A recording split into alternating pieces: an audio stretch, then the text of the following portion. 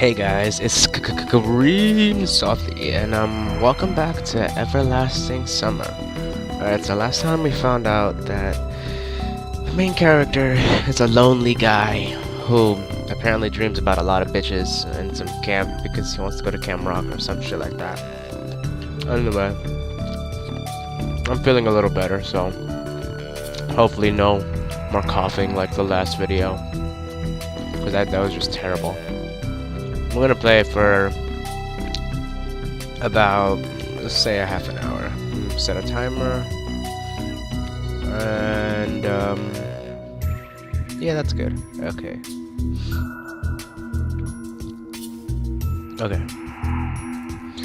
Bright days struck my eyes.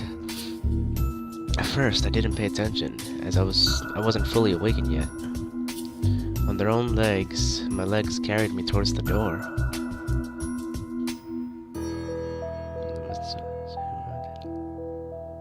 What the fuck does it even say? Semyon? Damn, looks like I fell asleep and missed my stop. Is that a person speaking or something? Okay, that was me. But there were no doors. I looked around the bus and realized that it wasn't a good old worn Marco Polo. Instead, the bus was the Icarus model, and new. I was frozen in shock. How? What? Am I dead?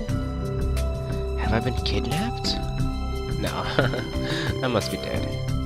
I touched the body, my body wildly, slapped myself in the face a few times, struck the back of the front chair with my forehead. It's clear, either I'm still alive, or being dead, you can still feel the pain. But how could all this happen? Maybe I was asleep for too long and ended up at the bus depot. And then what? Did they put me into another bus? I rushed out and took a look around. Greenery wherever I looked, tall grass on the roadsides, trees, and flowers. It's summer, but how? It was winter just a moment ago. I had a terrible headache, as if my head was going to explode. Step by step, I started to recall.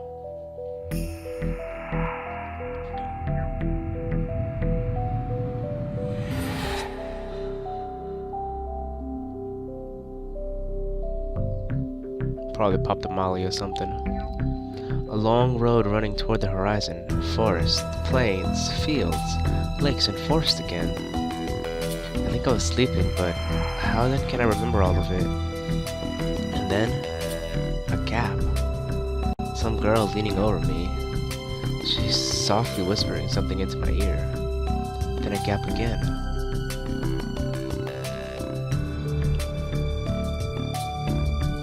Then I woke up here. Who is that strange girl? Or was she just a dream? For some reason, thinking about her made me feel better and calmed me down a little. I felt warmth all over, coming from the inside. Could it be her who brought me here? Then I need to find her. And the best way to look for her is to get away from here. I rushed to the left, then to the right. Then stopped hesitating where to go, and finally ran in the direction where the bus probably came from.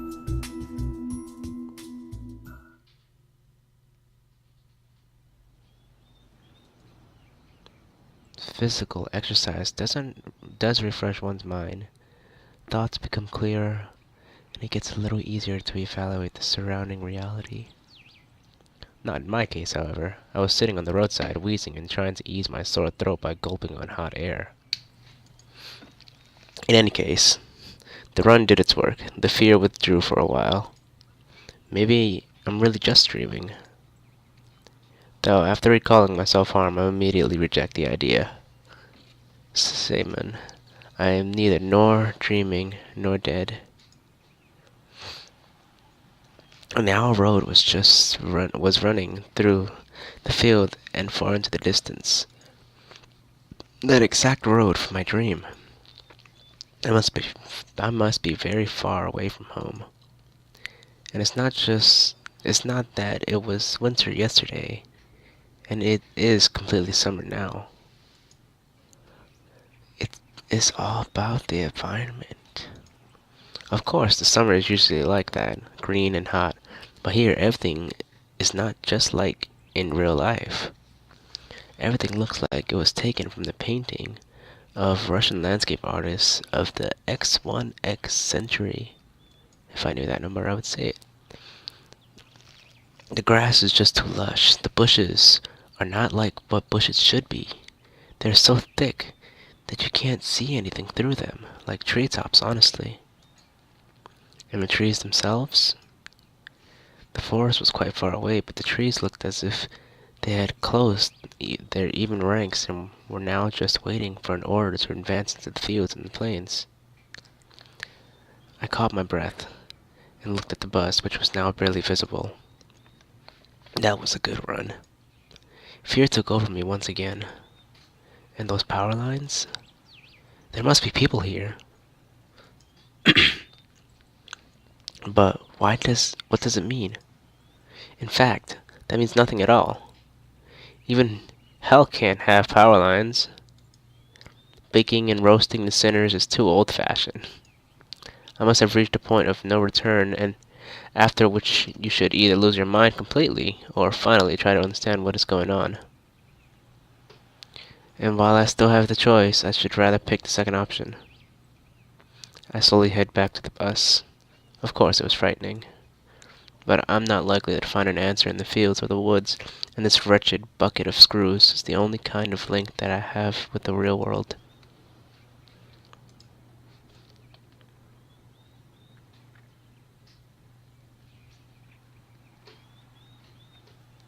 I should carefully scout the area. Sovielnok means all outlet.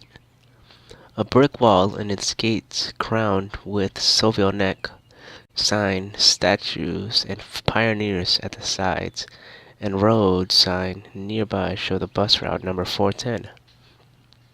Same one. The trip's taking a bit too long today.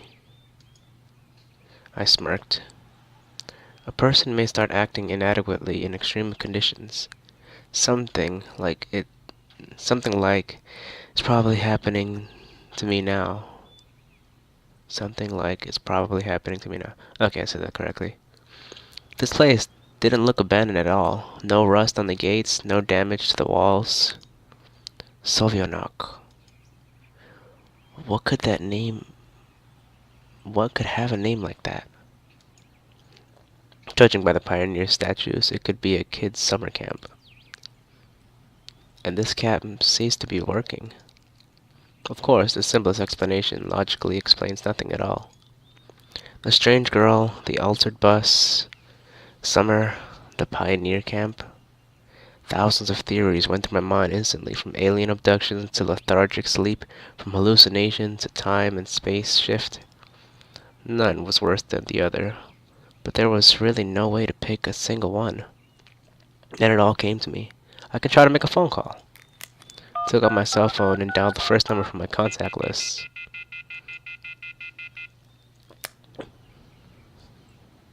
But instead of signal strength bars, the screen was showing a thick cross. Alright, there may be no signal in such a backwards country. Though I cannot be the only one who got here. Buses don't go on their own. I checked the bus from all sides to make sure that it wasn't a hallucination. Bits of dirt on the bottom, some rust here and there, faded out paint and worn out tires. No, this is definitely a very ordinary Icarus. Yeah, exactly the kind of bus which takes you to places beyond your understanding if you carelessly fall asleep. I gave a nervous chuckle. It came out by itself, Why are you giving me so many big words? Sporadically. Because it wasn't a right place or time to laugh. But where on earth is the driver? I cautiously sat down on the curbstone beside the bus and started waiting. My patience didn't last long, obviously. My anxiety seemed to have reached the top and started going slightly mad. In such situation, anyone would have probably felt something similar. Aliens and parallel universes were gone from my imagination, leaving only void and darkness. Is this how it would all end? How my life will end? But I wanted to do so much. So many things I had no time for yet. I was taken over by the idea. That was definitely the end.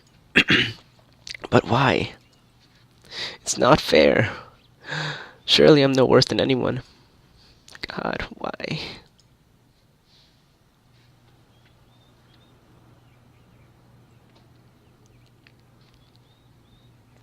Tears were burning down my eyes unbearably. I curled up and started rolling in the grass. Why? What did I do? Why me? But my outcries were only heard by speechless statues of pioneers, and by a bird on the tree which immediately flapped her wings and took off, having cried something in its own bird language, as if laughing at the idiot who dared to interrupt its dinner nap. At last, I was breathless with my own weeping, just laid quietly sobbing from time to time. After a while, I managed to pull myself together. Mind cleared up a bit as if terror and the fear of death gave me a little break. All in all, if someone wanted to kill me, what is all this for? Doesn't look like an experiment either. If this is some crazy coincidence, then it probably carries no threat. Anyway, for now, it seems there's no danger. The panic was soon gone. Of course, the blood was still pounding in my head, and my hands were still shaking, but at least I could think clearly now. Right now, there's nothing I can really change anyway. So no matter how much I think or get mad, it will only make things worse. There's no point in making guesses until I get some facts straight. In any case, I won't learn anything by lounging around here. This camp, if of course it is really a camp, looked like the only place where people could be. So I decided to walk in and hardly have reaches for the gates when a girl came out from behind them, wearing pioneer uniform. My logic didn't let me down this time. Then again, a pioneer uniform in the XXI century. And then again, girls here. I froze, unable to make a step. I felt very much like running away. Running away as far as I could from this place, far from this bus, far from the gates, statues, and far from this bloody bird with a siesta. Just run, free like a wind, faster and faster, waving to the planets passing by, and winking to the galaxies. Run, becoming a pulsar ray and turning into a vestigial radiation. Run to face the unknown. Run no matter where, as long as it is far away from this place. Meanwhile, the girl came closer and smiled. I could not help but notice her beauty, even though I was trembling with fear. Human instinct works despite of consciousness, and while only 5% of the brain is responsible for cognitive processes, the remaining 95% are always busy with sustaining life, and in particular ensuring stable functioning to a hormonal system. I desperately wanted to get less complicated and stop thinking in formal quotes from the encyclopedia, though my thoughts appeared one by one, being stupid, out of place, as if taken from an internal monologue of a hero of some junky softcover crime fiction book. A pretty Slavic face, long braids, oh yeah, she has two braids, looking like two armfuls of fresh hay, blue eyes, which you could drown. Pioneer girl says, "Hi, you must have just arrived?" Oh god, that was disgusting. Let's see, do not reply or do reply. Yeah, let's reply. Yeah. Alright, then welcome. She smiled broadly. Strange, it looked as if I had just a normal girl in front of me. Bah! I should have returned here. The woods and fields seem better. But what shall I do next? Try to speak to her as if she was a human? Or run away or whatever? The blood was pumping unbearably in my head, tearing apart from the inside. A little bit more, and the poor pioneer girl would be splattered with the hideous contents of my skull. What's funny about that? The girl gazed over me. It sent shivers down my spine, and my knees started to tremble. Nothing. Great then. Great. What's great about that? Suddenly, I felt like letting it all be. The bus behind me, the winter yesterday, and the summer today. Take off the itchy pullover and just believe that it was all real, that it was all meant to be, and that it all, at last, was for the better. And you must probably know. You should go to our camp leader. She'll tell you everything. Look! You go straight ahead to the square, then turn left, and you'll see small cabins. She pointed at the gates as if I knew what was behind them. Dementrivia is a patronymic. Fuck! A derivative of a person's father's name, in this case, Dmitri, put by Russians after the person's first name as a sign of respect of formal address. Well, Well, you can ask someone where Olga Dmitrievna's cabin is. I Got it? Of course I didn't. And I got to go. Then the girl waved her hand at me and disappeared from behind the gates. It seemed as if for her I was something ordinary. And all this show with the bus and the travels and waking or sleeping were troubling only me.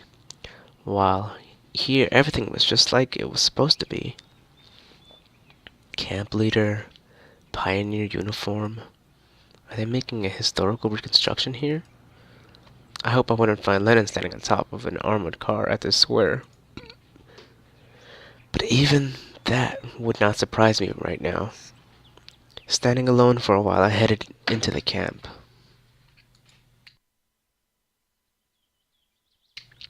Mere 50 meters ahead, one small story house has popped up on the left side. A billboard near the door said clubs. I was about to come closer when the door suddenly opened and a short girl wearing pioneer uniform came out. Her pretty face gave me an impression of bearing a torment for the fate of the whole mankind with truly universal sorrow. As soon as she saw me, the girl froze, as if frightened. I froze too, considering what was the best thing to do, to approach first or wait until she shows me some initiative, or maybe run away after all. Although this was the last option, was constantly suggested only by my self-preservation instinct.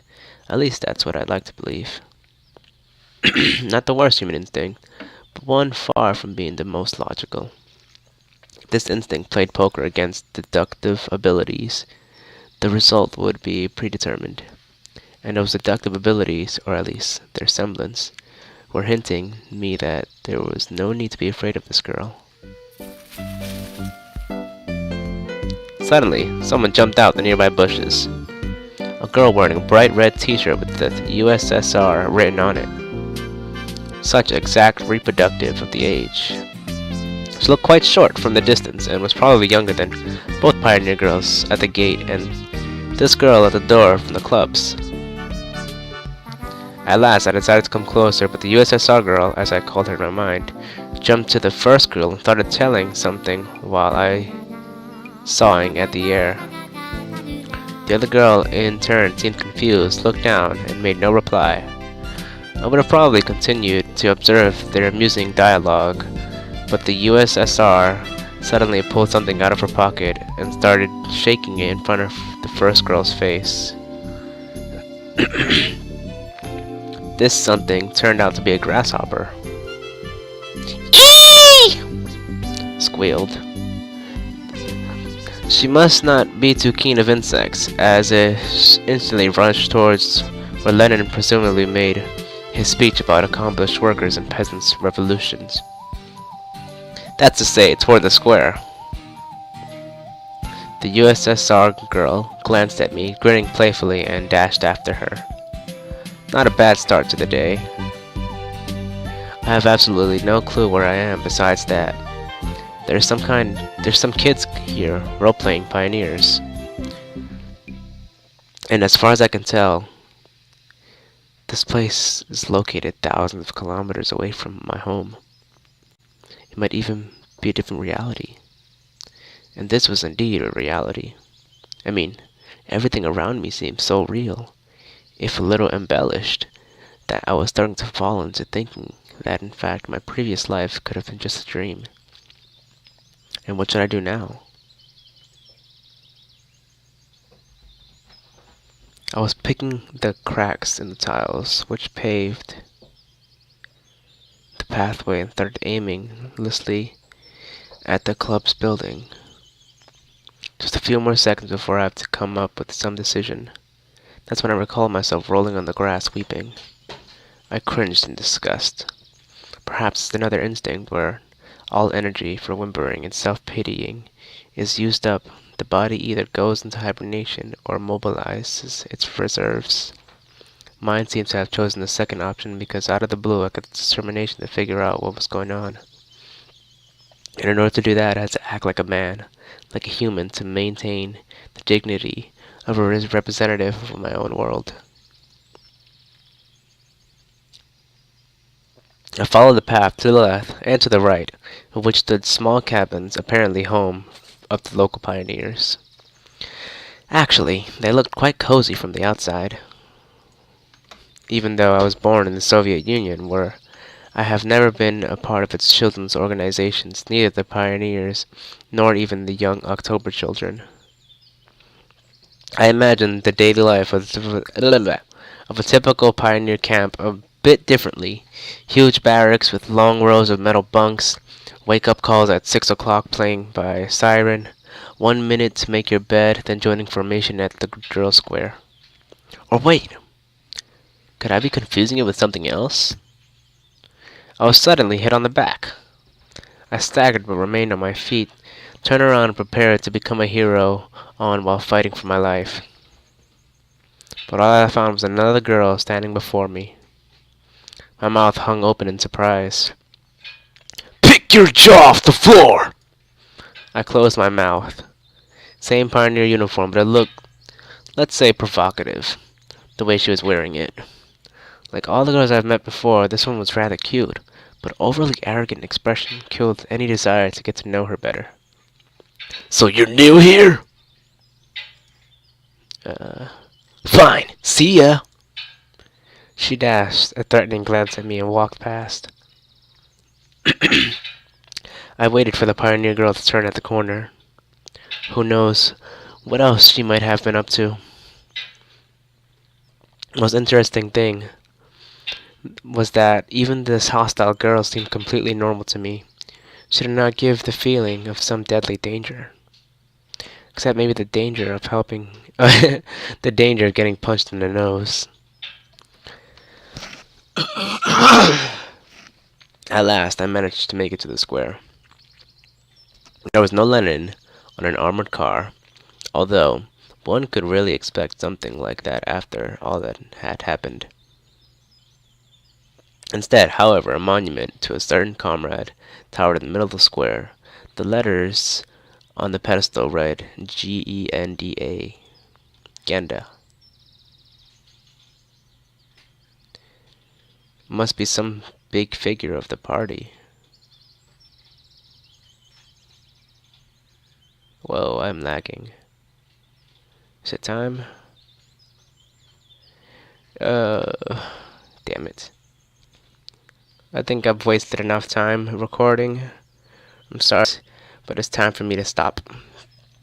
If you enjoyed, which you probably have, minus my disgusting coughing, then leave a like and subscribe. And I will be back some other time to continue Everlasting Summer. I like it so far. It's pretty weird, but cool at the same time. So, see you next time. Bye, guys. Hasta luego.